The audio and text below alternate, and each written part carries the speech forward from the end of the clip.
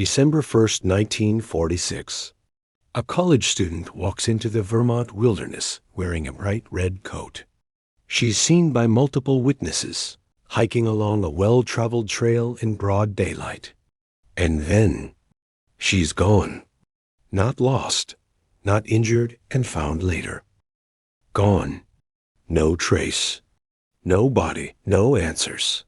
Her name was Paula Weldon, and she was just the second person to vanish, without a trace from the same stretch of wilderness in just over a year.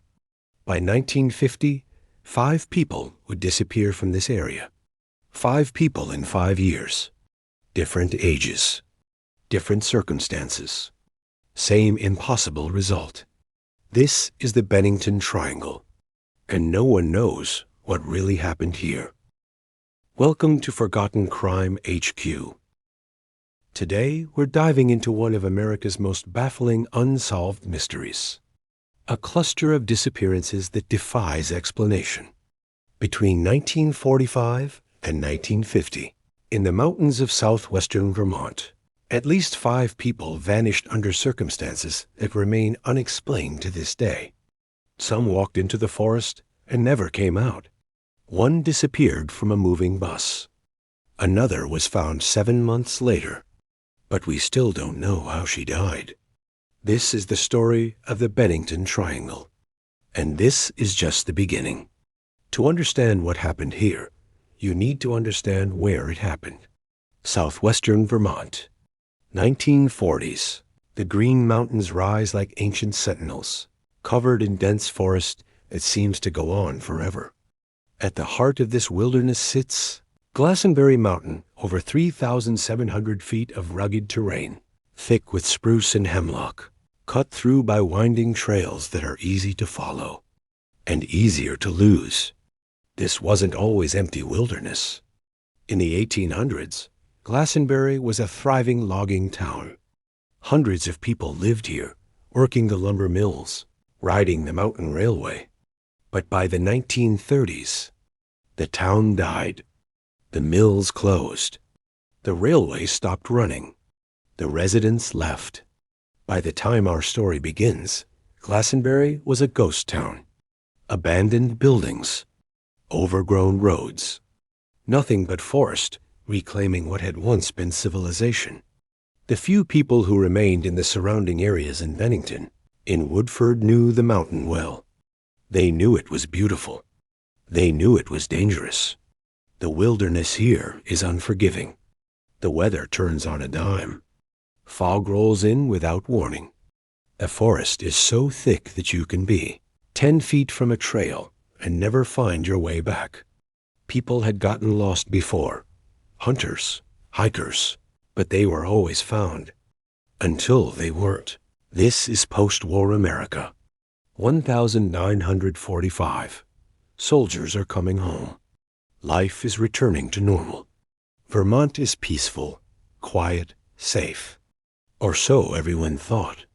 Because starting in November of 1945, something changed. People started vanishing, and they would never be seen again. November 12, 1945. The first person to disappear was someone who had no business getting lost.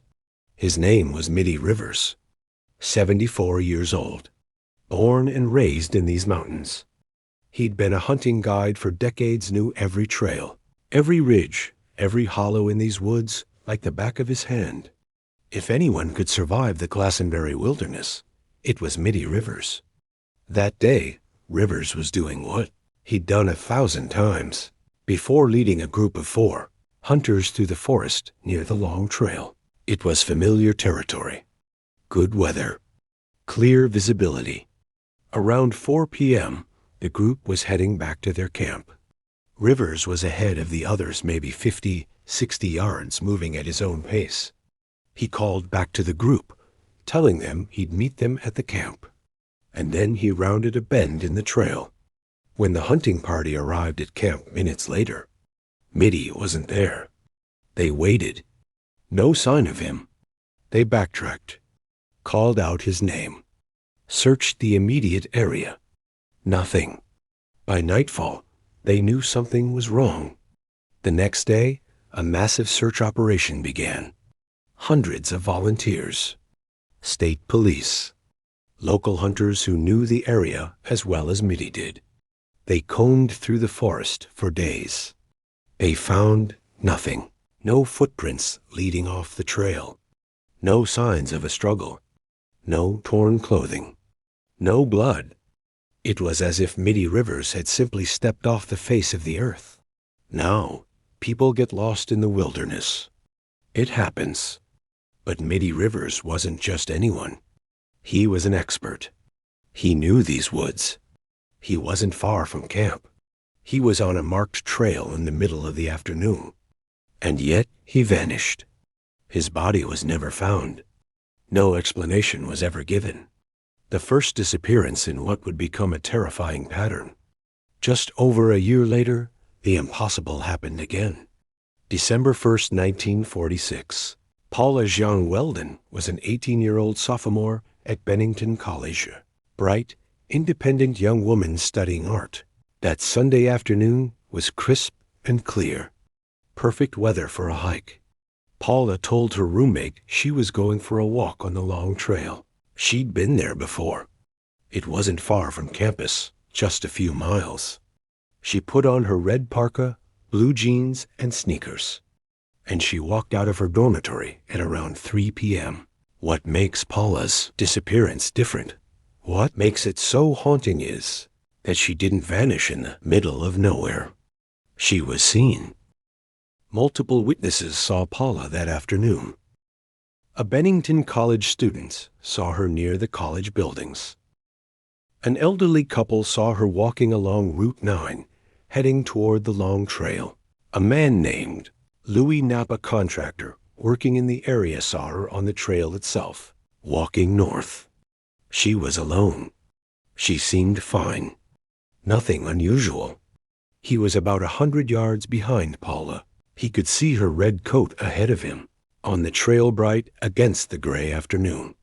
And then he looked away for just a moment. When he looked back, she was gone. He walked to where he'd last seen her. No red coat. No Paula. No side trails. No obvious place she could have gone. She had simply vanished. When Paula didn't return that night, her roommate reported her missing.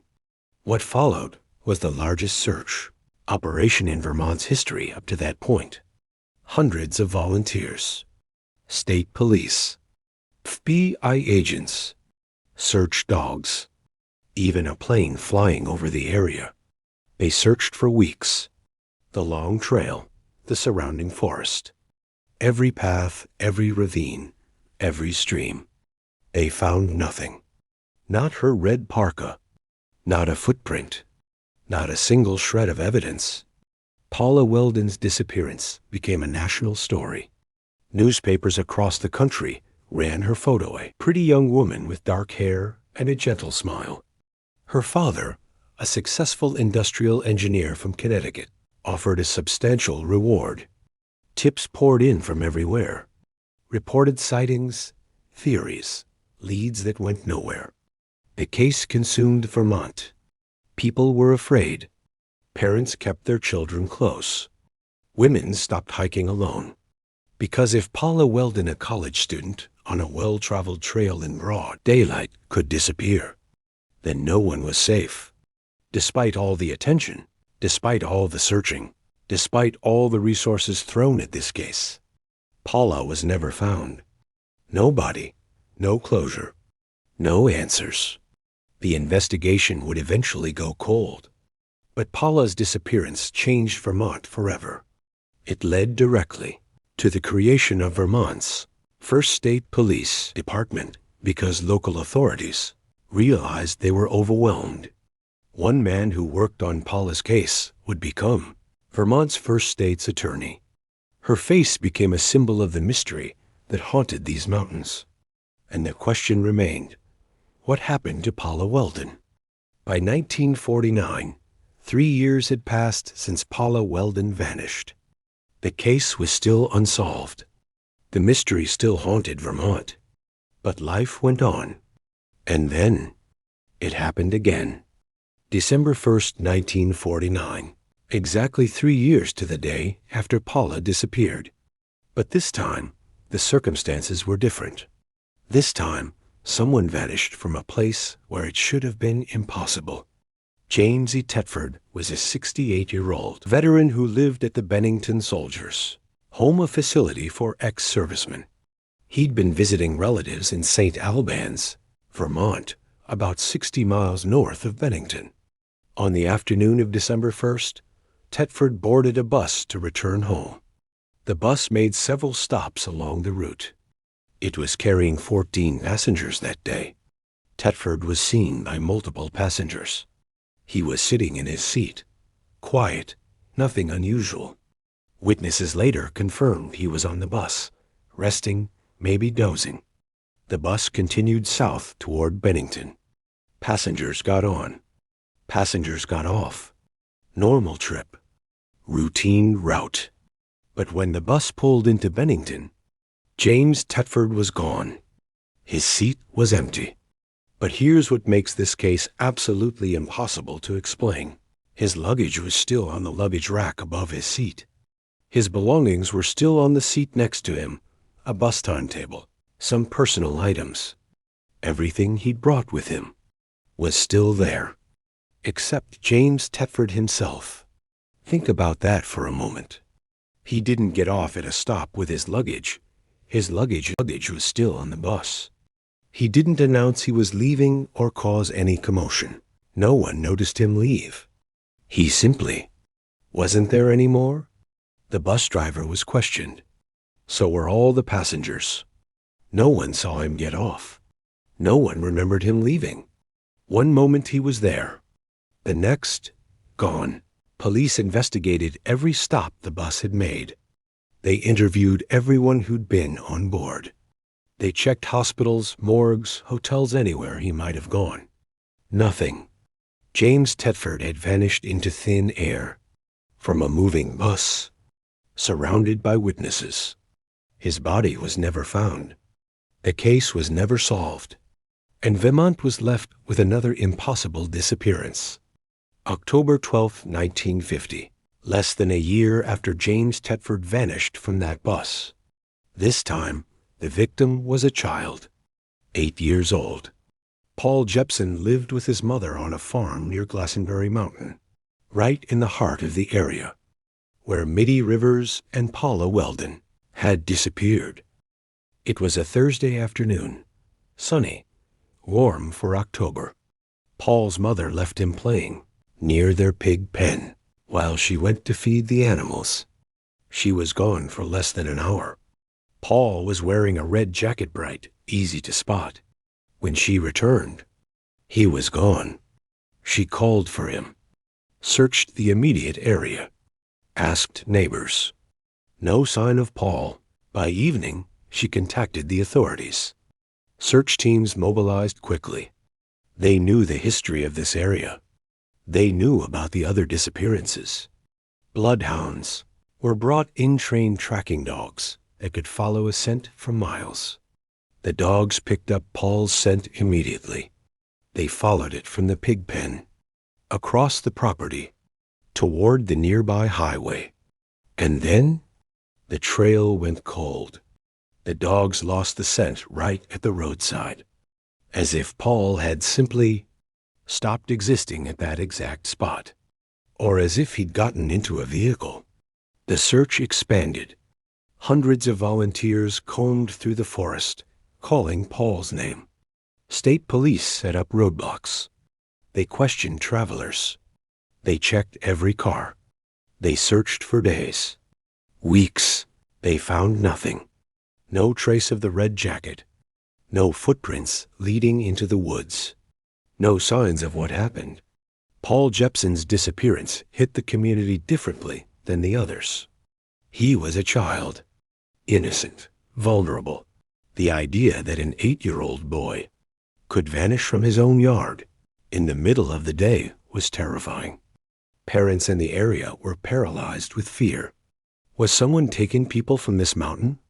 Was there a predator operating in these woods? Or was something else happening here, something no one could explain? Paul's body was never found. His case remains unsolved. The fourth disappearance. And the pattern was becoming undeniable.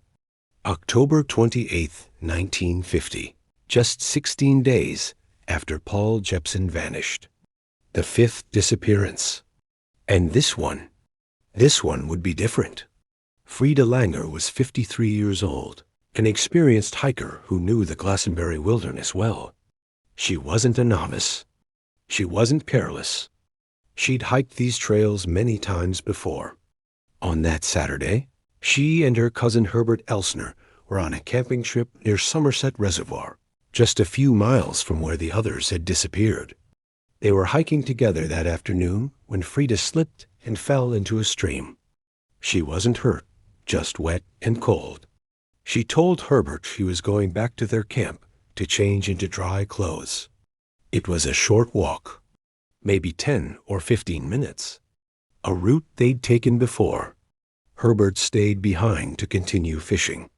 Frida started back toward camp. She never arrived. When Herbert returned to camp about a half hour later, Frida wasn't there. He assumed maybe she'd gotten distracted, gone a different route, maybe was gathering firewood. But as time passed, minutes turned to an hour. Then 2 hours. He knew something was wrong. He searched the area, called her name, retraced the path between the stream and the camp. Nothing. By nightfall, he hiked out and contacted authorities. The next morning, a massive search operation began. This was the fifth disappearance in 5 years from the same area. Authorities knew the pattern. The community was terrified. Over 300 people joined the search. State police, forest rangers, volunteers, experienced woodsmen. 5 aircraft flew over the area, searching from above. They covered every inch of terrain between the stream and the camp. They expanded outward, searching the surrounding forest, the trails, the reservoir. For days they searched.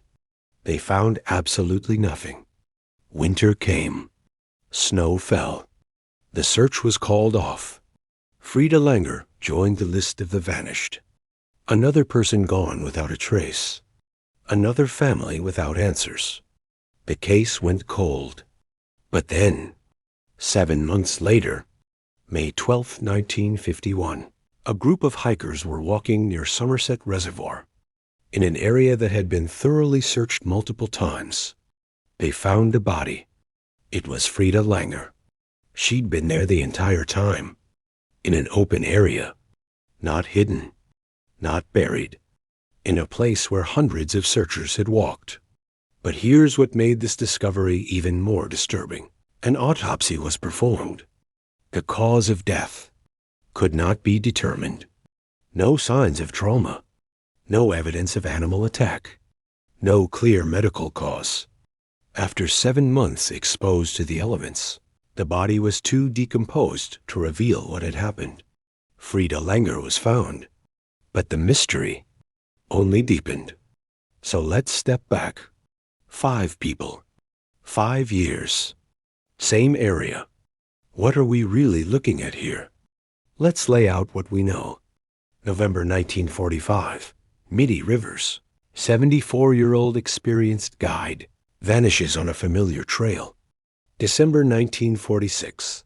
Paula Weldon, 18-year-old college student, disappears in broad daylight on a well-traveled path. December 1949. James Tetford, 68-year-old veteran, vanishes from a moving bus. October 1950. Paul Jepson, 8-year-old boy, disappears from his own yard. October 1950. Frida Langer, 53-year-old experienced hiker, vanishes on a short walk to camp. Found 7 months later, cause of death unknown. 5 completely different people. 5 completely different circumstances. But look at the patterns. Geography. All 5 disappearances happened within a 15-mile radius of Glastenbury Mountain.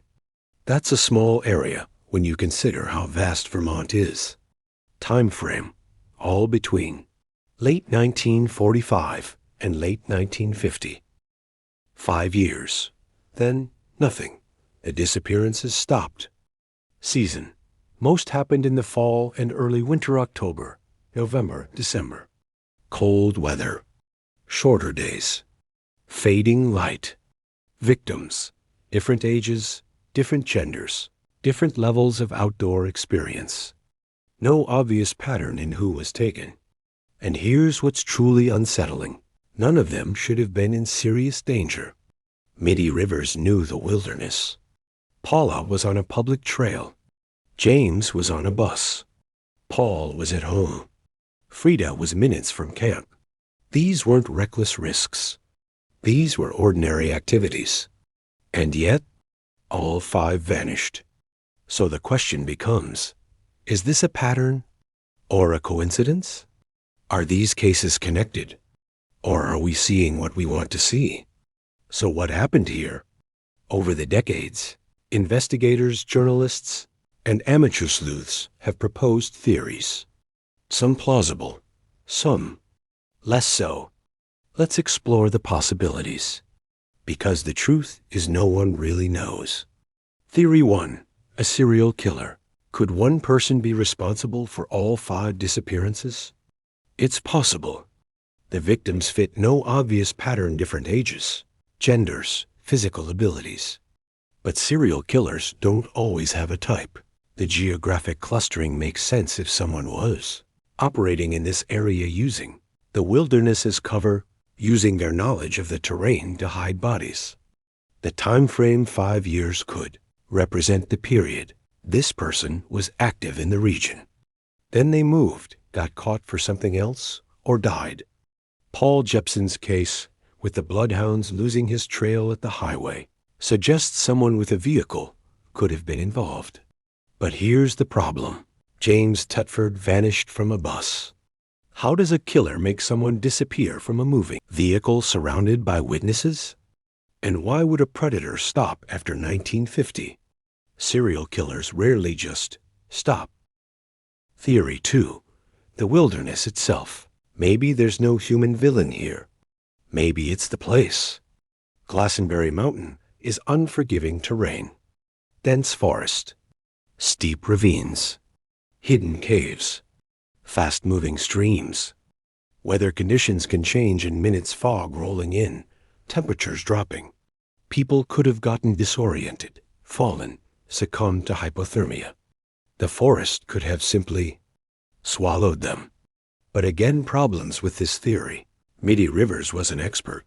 He wouldn't get lost. Paula Weldon was on a marked, popular trail. Massive searches with hundreds of people found nothing, not clothing, not remains, not evidence. And it doesn't explain James Tetford disappearing from a bus, or Paul being taken from his own yard. Theory 3. Individual explanations. Maybe we're wrong to connect them at all. Maybe these are 5 separate tragedies that just happened to occur in the same area around the same time. Coincidence, not conspiracy. Middie Rivers had a medical emergency and fell somewhere undiscovered. Paula Weldon ran away to start a new life, though her family insisted she had no reason to. Paul Jepson was abducted by a passing stranger, wrong place, wrong time. Frida Langer died of something the autopsy couldn't determine. 5 separate explanations, 5 unrelated events. But when you lay them out like that, doesn't it feel like we're trying too hard to explain away a pattern? Whatever happened on Glastenbury Mountain between 1945 and 1950, it changed Vermont.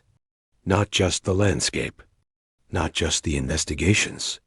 It changed how people thought about safety, about the wilderness, about their own vulnerability. Because if 5 people could vanish without a trace in 5 years, who's to say it couldn't happen again? The immediate impact was tangible.